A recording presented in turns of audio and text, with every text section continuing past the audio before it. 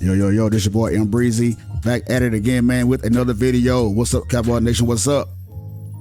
Let's get right into it, man. I came across an article, man, that pretty much put in context about what people be saying about Jerry Jones, and me included, about how he's way too much involved with all the aspects of the organization when it comes down to the roles of the team. Now we know that this is his team. He can do whatever he want to do with his team.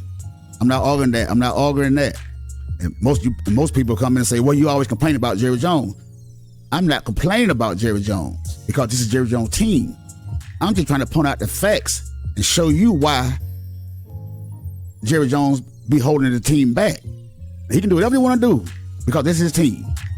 I'm just trying to point out the reasons why we haven't won anything in 28 years. And for the people that want to listen to it, hey, it's all cool. But the ones that always complain about me saying any things about Jerry Jones, you probably one of the guys, some of the guys that don't do any research and just watch the game on Sundays and go from there.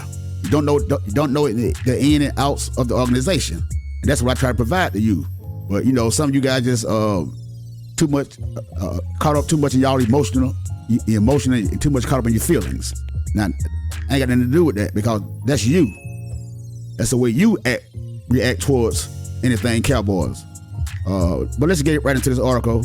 It says, since McClay took over the personnel department in 2014, first as chief scout before being promoted all the way up to vice president of player personnel, the Cowboys' batting average is unquestionably one of the best in the NFL, especially in the first round. Think Zach Martin, Leighton Van Der Esch, CeeDee Lamb, Michael Parsons, and Tyler Smith. Yes, Taco Charlton is on his ledger, but that was more of a Rod Marinelli influenced decision. Again, nobody is perfect. So rewind to when it came time for the Cowboys to make their pick in the first round of the 2023 NFL Draft last Thursday. Chaos was afoot in the draft room. The Cowboys were contemplating taking an offensive lineman to fill their need at left guard, or Michigan defensive tackle Mazi Smith to shore up the run defense. Owner Jerry Jones cut through the noise and asked McClay what he would do.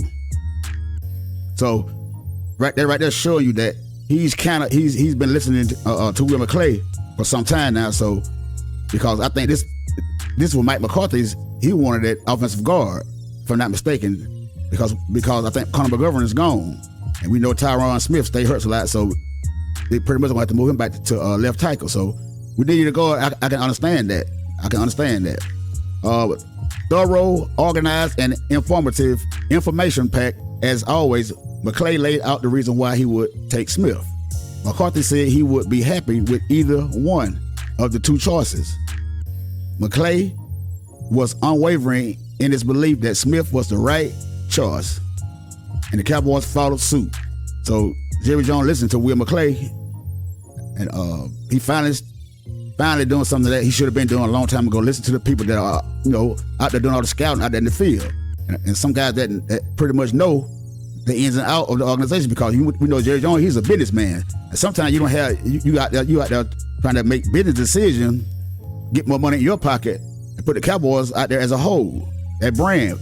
And he done a good job because we're worth $8 billion now. So sometimes you got to relinquish your role, man, and give it to somebody else that kind of be out there, man, knows what's better for the team. We were lawyers. We were representing the case. This is Will McClay. That was my opportunity to present the case based on all things that we've talked about from the beginning of the offseason all the way through the draft meetings. Combine all of this up until that moment. So I was asked, and I wanted to say what I thought was the most important and why. The choice of Smith was a departure from the team's previous draft philosophy of not taking a run-stuffing nose tackle in the first round. Smith was actually the first defensive tackle taken by the Cowboys in the first round since 1992 when they took Russell Merrill. 31 years, man, since the Cowboys drafted a defensive tackle. No wonder we can never stop the run, and team always taking advantage of us through up the middle of our field, man, middle of our defense. No wonder that's why. That's a long time, man, 31 years. So I wonder whose decision that was, those decisions. And up to 2014, 15, when Will McClay started taking the role as GM, And I think way before that, all the decision was on what? On who? Jerry Jones, because we have had an abundance of coaches throughout the course of this 28-year run with no Super Bowl titles or no NFC Championship title. I think Jerry Jones was pretty much in charge of that, I would say. But the recent philosophy connects back to the aforementioned Rod Marinelli, the former defensive coordinator and the man who wanted Taco Charlton over T.J. Watt in 2017, and he was a better fit for the scheme. So Jerry Jones listened to Rod Marinelli, and he wanted Taco Charlton over T.J. Watt. Look at T.J. Watt now. Where's Taco Charlton? Is he even in the league now? Last he was seen was in Miami. I don't think he's even there anymore. I could be mistaken. He could be, on down the line, not getting any playing time, because I haven't heard anything from Taco Charlton. So we took Taco Charlton over T.J. Watt. You listen to Rod Marinelli. Where's Rod Marinelli at now? He's gone. So that decision right there, man, was a devastating decision right there, because that guy is a Pro Bowler. Pro Bowl, all first team defensive guy. T.J. Watt. Bad decision.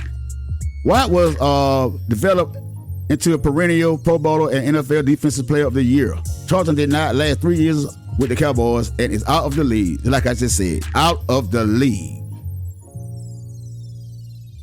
And it was Marinelli who was believed run stuffers can be drafted in later rounds.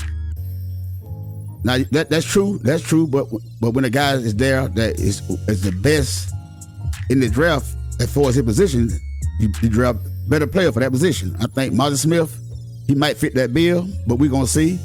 But like I said, I would have took Nolan Smith, but that's just me. But McClay, I think he took the right man.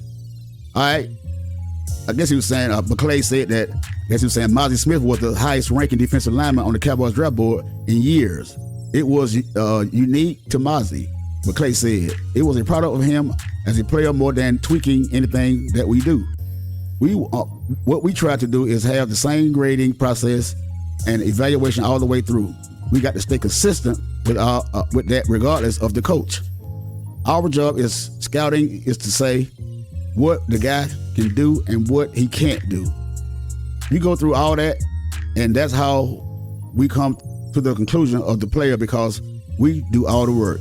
It's the work that McClay has done since taking over the scouting department that has been the foundation of the team's draft and the approach of building a football teams that ultimately the success as a perennial playoff contender. Ironically, his rise dates back to the confusion in the 2013 draft when the Cowboys passed on a defensive tackle at the top of the draft who was ranked high on their board at the behest Marinelli.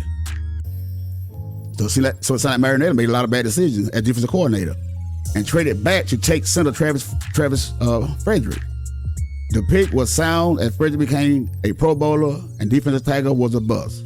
There you go again. McClay chose the center Travis Frederick over another defensive lineman. This time he chose a offensive lineman over a defensive lineman, which was a better decision for the Cowboys, because we all know Travis Frederick turned into a Pro Bowler.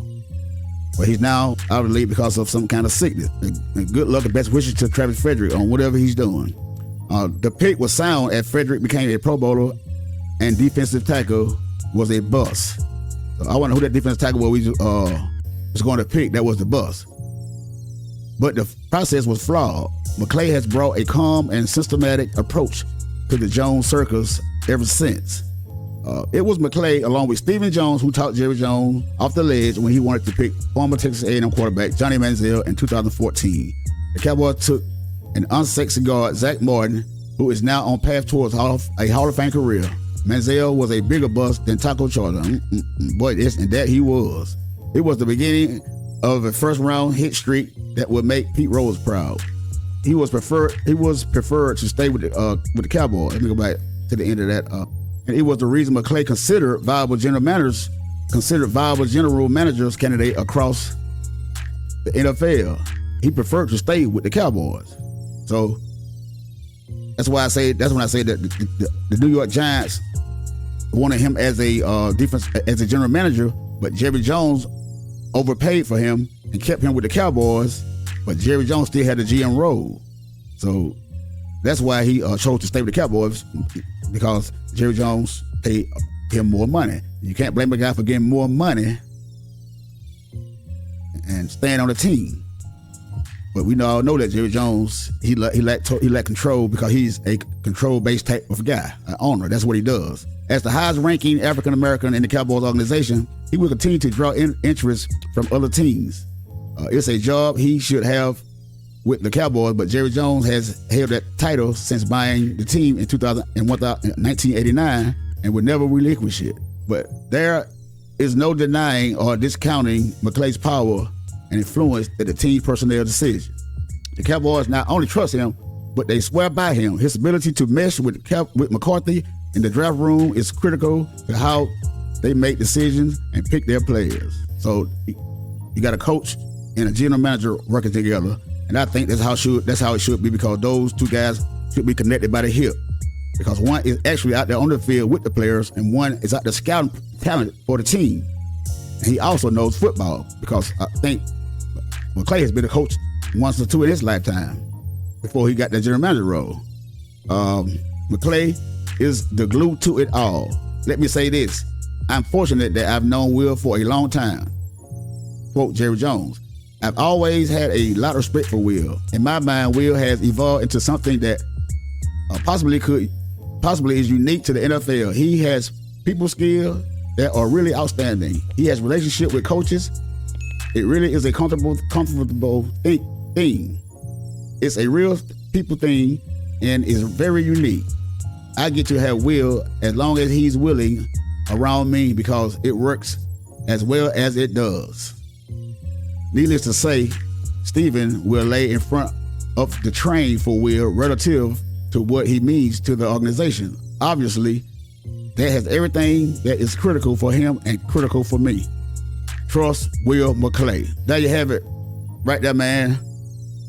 Seems like Jerry Jones has relinquished some of his duties and given Will McClay a bigger role, and his son Stephen Jones had to convince his father that he need to let Will McClay do his job, because he's the one out there scouting talent for the team, because we have not been doing it successfully for before he came aboard, I say 22 years. So, and I think Jerry Jones should just stick the business side of the team, and let these guys, man, do their job inside the organization, the guys that are in the trenches.